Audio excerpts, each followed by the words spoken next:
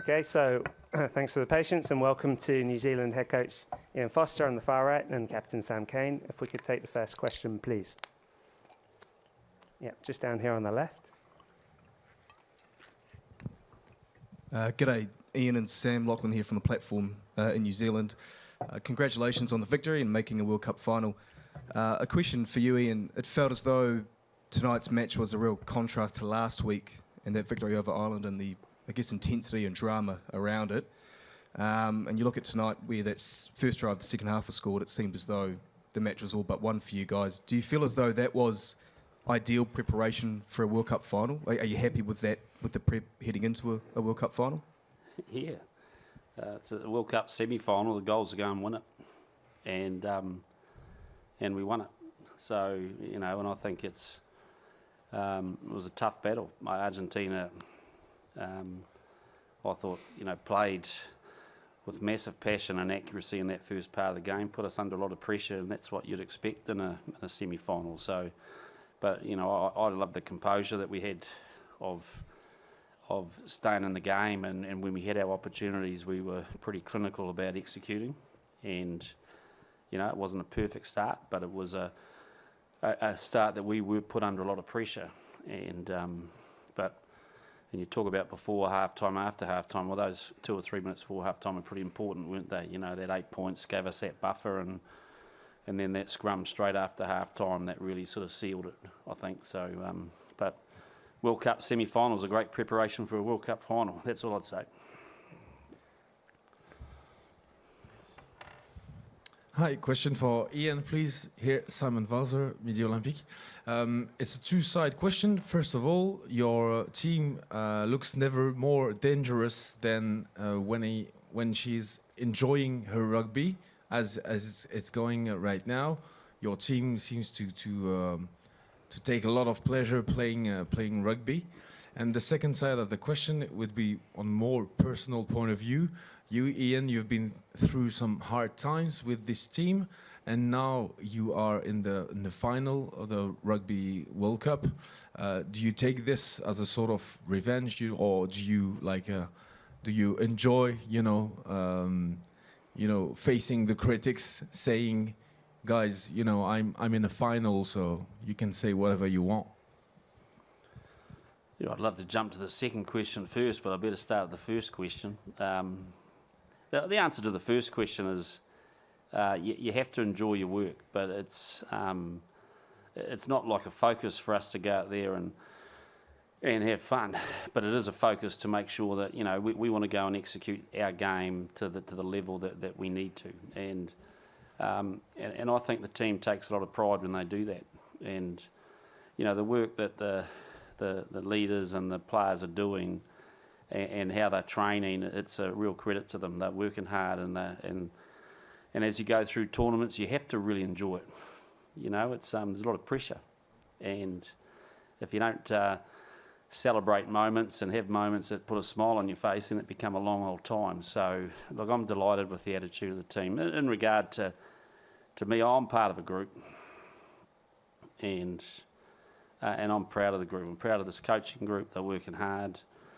And they're linking well with the players, and the players are contributing heavily to what we're doing, and there's a nice synergy about it. So of that I am very proud. But one more week. Thank you. That was the second question. I think I'll reiterate the answer to the second question is I'm just proud to be part of this group, and there's nothing. It's not a personal agenda here. This is about the All Blacks, and it's always about the team. And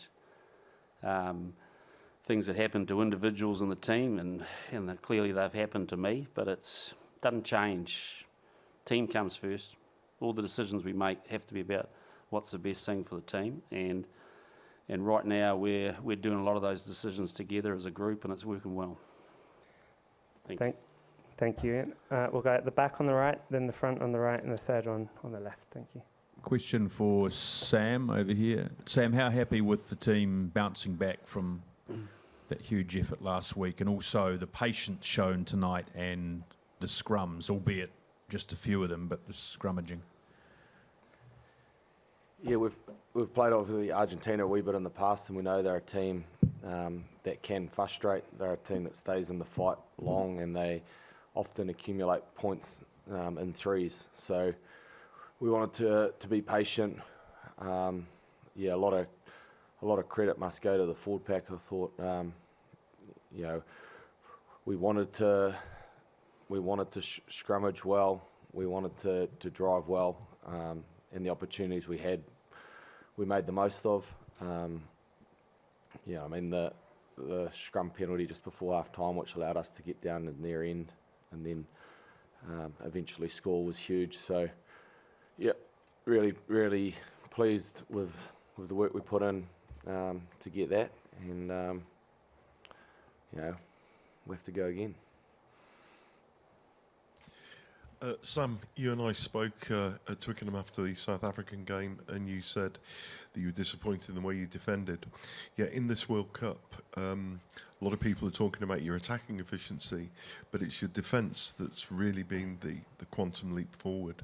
What do you put that down to? Where are you getting the motivation? What's been the chat in the dressing room about the need to defend during the knockout stages, and how have you improved it? Yeah, I think I sat here last week and said, look, history shows often the team that's defensively one of the best will end up winning the World Cup, and it's an area that, you know, there's a few guys in our team who are particularly passionate about it, so it's driven pretty strong. A lot of credit's got to go to Scott McLeod, our defence coach, and Joe Smith's helping him out as well. But I think we've got a system now that we really believe in. Some of the skill sets within that, you know, the individual tackles, and then the work that the boys that aren't playing each week are doing for us in terms of learning opposition plays and shapes, so we're getting to train those throughout the week's been huge as well. So probably hard to pinpoint one key factor. A lot of contributing things into that. But yeah, absolutely. I think we're pretty stoked to not concede any tries tonight. Proud of that. Thank you. On the left-hand side. Yeah.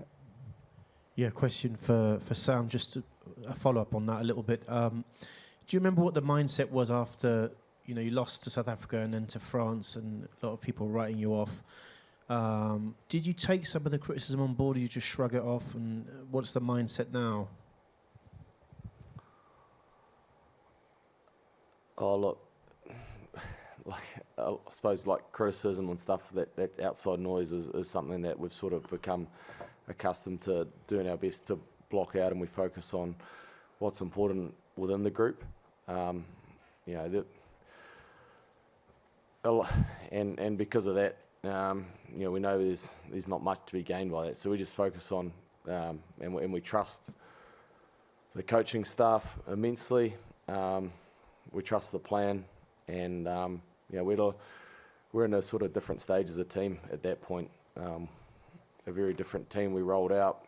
We've had some guys coming back from injury, and now for a few weeks consistently we've had the squad in a really good place in terms of full health and full training, and so yeah, it feels like we've built nicely to this point. Yep, on the right, and could we have a microphone in the middle here for the next one? Ian, can you just speak? I know your forward pack laid on a mighty foundation for you tonight, but can you just speak to your two wings? One coming back in a difficult situation, and another, I guess, having some fun out there. Can you just speak to the performance of those two guys and how important they were in a quality overall effort? Yeah, played well, and had to, because I thought Leicester played well last week too, and he's put the pressure on. But you know, Mark was strong in the close quarter areas, and it was that sort of game. So he enjoys going in close like that, and thought he did that well. Defended really well, and you know, I thought Will, you know, just shows how good he is at finishing things off, and so you know, their combination I think's worked well from the start of the year. You know, we put a bit of time into that during the rugby championship, and and are really delighted with the combination they've got, you know, and you've got the sort of the glue in between them, which is Bodie, he's the communicator that sort of connects the dots largely. So, look, they're going good, but they're going to need to. Ian, I think you opted to finish the game with 14 men, and the nature of the contest, your dominance allowed you to go to the bench early in the second half, and I think whatever happens tomorrow, you'll have an extra day recovery. Do you think you're going to be able to leverage those things going into the final? Oh, I don't think they'll make a massive difference. I mean, finals are finals, and everyone will be prepared. Whoever we play, they'll be prepared 100%. But it was an opportunity for us to make sure that we look after our resources the best we could. Really didn't see a need of putting Scooter back on, only from the perspective that if he had another little yellow card incident in the next 5 minutes, it might have made it a little bit niggly. So for us, it was just a precautionary type decision to keep him off, and kind of would have preferred Damien to kick that ball out in the 81st minute, but he doesn't always listen to me. Ian, obviously. Ian. The victors of England, South Africa away next week. What are you expecting? Presumably you'll watch that game with your feet up tomorrow night. What are you expecting from that game, and who do you want to win?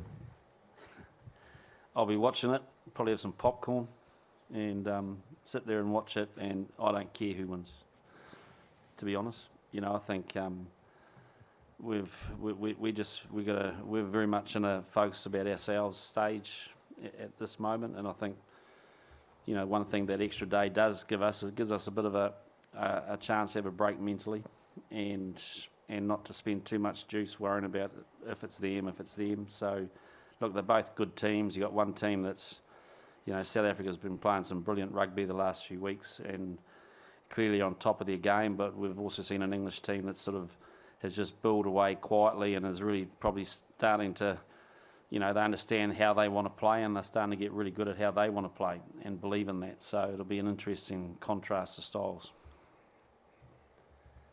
Back on the left, thanks. Ian, you've made it clear in the last few years that you're expecting your props to be more than just scrummaging machines. What did you sort of make of the performances of your two young number 1 and number 3 are there tonight? Yeah, they're going good, and you know, they're getting stronger, more confident.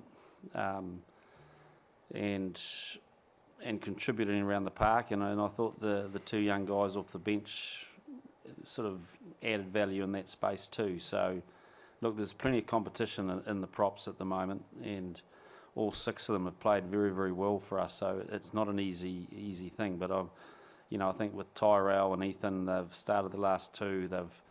You got to remember, Tyrell hasn't really played a lot of rugby. With that cut that he got in that South African game that took him off after 9 minutes, and then you got Ethan's had a couple of weeks holiday, so you know both of them have got a bit more time under their belt now, and it's starting to show. So peaking just nicely, I think. Okay, I don't see any further hands raised, so thank you very much. The mix zone will be open in just a couple of minutes' time. Thank you. Ian, thank you. Thank you.